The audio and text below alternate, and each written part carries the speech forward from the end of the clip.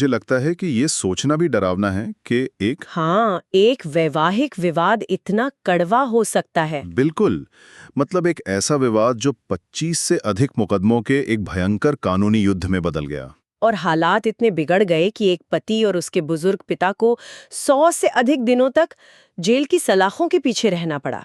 आज की हमारी इस विस्तृत चर्चा में हम इसी मामले के हर पहलू को खंगालेंगे। ये मामला है शिवांगी बंसल बनाम साहिब बंसल। सही कहा। हमारे पास इस मामले से जुड़े कई कानूनी दस्तावेज, कोर्ट के फैसले और विस्तृत न्यूज़ रिपोर्ट्स मौजूद है, जिनका आज हम गहराई से विश्लेषण करेंगे। और ये चर्चा एक बहुत ही गंभीर चेतावनी के रूप में काम करेगी। ये दिखाती है कि जब न्याय प्रणाली को व्यक्तिगत बदले के लिए हथियार बनाया जाता है तो क्या होता है। खासकर तब जब आरोप लगाने वाली पत्नी एक शक्तिशाली आईपीएस अधिकारी हो। मतलब ये स्पष्ट है कि ये सिर्फ एक साधारण तलाक का मामला तो बिल्कुल नहीं था। नहीं, बिल्कुल नहीं। ये एक ऐसा उदाहरण है जहां कानून का दुरुपयोग करके पूरे परिवार को प्रताड़ित किया गया। देखिए, जब 2018 में ये अलगाव शुरू हुआ तो मुकदमों की आग सिर्फ दिल्ली तक सीमित नहीं रही। हाँ, वो उत्तर प्रदेश के हापुड़ और अलीगढ़ तक फैल गई थी। और इलाहाबाद हाई कोर्ट तक मुकदमों का एक पूरा जाल बिछा दिया गया।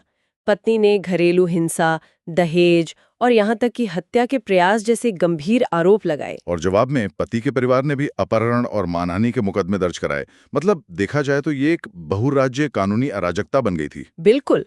और इस पूरे चक्रव्यूह का सबसे दर्दनाक हिस्सा ये रहा कि इसी कानूनी लड़ाई के दौरान पति को 109 दिन और उसके बुजुर्ग पिता को 103 दिन जेल में काटने पड़े। बाप रे। अलग अलग राज्यों में केस दर्ज करवाकर परिवार को मानसिक रूप से तोड़ा जा रहा था। जी। और जब दोनों पक्षों ने अपने अपने मुकदमों को एक राज्य से दूसरे राज्य में ट्रांसफर करने के लिए सुप्रीम कोर्ट का दरवाजा खटखटाया, तब जाकर शीर्ष अदालत को इस पूरी अराजकता का अंदाजा हुआ। यहीं पर हमें कानूनी विश्लेषण की गति को थोड़ा धीमा करके ये समझना चाहिए कि सुप्रीम कोर्ट ने अपनी असाधारण शक्ति का इस्तेमाल कैसे किया। संविधान का अनुच्छेद 142 सुप्रीम कोर्ट को एक विशेष सुपर पावर देता है। सरल भाषा में कहें तो ये शक्ति अदालत को पूर्ण न्याय या कंप्लीट जस्टिस सुनिश्चित करने का अधिकार देती है, ताकि सामान्य कानूनी प्रक्रियाओं को दरकिनार करके इस तरह के अंतहीन कानूनी युद्ध को पूरी तरह समाप्त किया जा सके। और इस सुपर पावर का असर जमीन पर बहुत ही प्रभावशाली तरीके से दिखा। अदालत ने एक ही झटके में उन 25 से अधिक दीवानी और आपराधिक मुकदमों को पूरी तरह से रद्द कर दिया। बिना निचली अदालतों की लंबी प्रक्रिया का इंतजार किए तुरंत शादी को खत्म कर दिया गया। इतना ही नहीं, सीआरपीसी की धारा 125 के तहत इलाहाबाद हाईकोर्ट का वो आदेश भी खारिज कर दिया गया जिसमें पति को हर महीने 1.5 लाख रुपए का भरण पोषण देने को कहा गया। हाँ, वही। और बच्चे की कस्टडी मां को मिली, लेकिन पिता के लिए बच्चे से मिलने के अधिकार यानी विजिटेशन राइट्स को सख्ती से सुनिश्चित किया गया। सुप्रीम कोर्ट ने यहाँ संवैधानिक मूल्यों का एक बहुत ही अद्भुत संतुलन बनाया है। अदालत ने उस आईपीएस पत्नी को स्पष्ट निर्देश दिया कि वह पति और ससुर के अनुचित जेल के समय के लिए एक औपचारिक माफीनामा प्रकाशित करे, और वो भी राष्ट्रीय समाचार पत्रों में, एक हिंदी और एक अंग्रेजी अखबार में। साथ ही सभी सोशल मीडिया प्लेटफॉर्म्स पर भी ये माफीनामा साझा करने को कहा गया। ये बहुत बड़ा कदम है।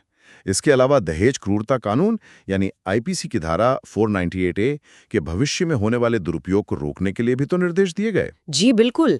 अदालत ने इलाहाबाद हाईकोर्ट द्वारा सुझाए गए परिवार कल्याण समितियों के गठन का सख्ती से समर्थन किया, जिसका सीधा मतलब है कि अब वैवाहिक विवादों में बिना जांच के तुरंत गिरफ्तारी नहीं होगी।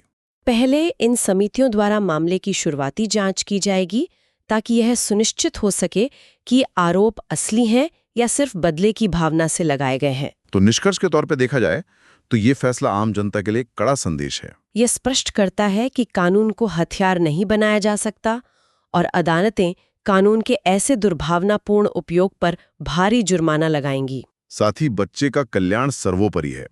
दोनों माता पिता तक उसकी पहुंच होनी ही चाहिए। वकीलों और कानून के छात्रों के लिए भी एक बहुत ही महत्वपूर्ण मिसाल है। ये दिखाता है कि कैसे अनुच्छेद 142 का उपयोग करके कई राज्यों में फैले मुकदमों को एक साथ रद्द किया जा सकता है। और ये मुवक्किलों को बिना वारंट तत्काल गिरफ्तारी से बचाने के लिए एक बहुत जरूरी टूल भी है। ये पूरा मामला हमारी न्याय प्रणाली की शक्ति और उसकी सीमाओं दोनों को उजागर करता है। लेकिन ये पूरी कहानी एक डरावना सवाल भी पीछे छोड़ जाती है। कि अगर सुप्रीम कोर्ट के पास अनुच्छेद 142 जैसी असीमित शक्ति ना होती तो क्या होता? क्या हमारी निचली अदालतें बदले की भावना से बुने गए इतने बड़े और जटिल कानूनी जाल को कभी सुलझा पाती? या क्या हमारी न्याय प्रणाली ऐसे अनंत कानूनी युद्धों के सामने पूरी तरह से असहाय है? ये वाकई में सोचने वाली बात है। और इसी विचार के साथ हम आज की इस विस्तृत चर्चा को यहीं समाप्त करते हैं।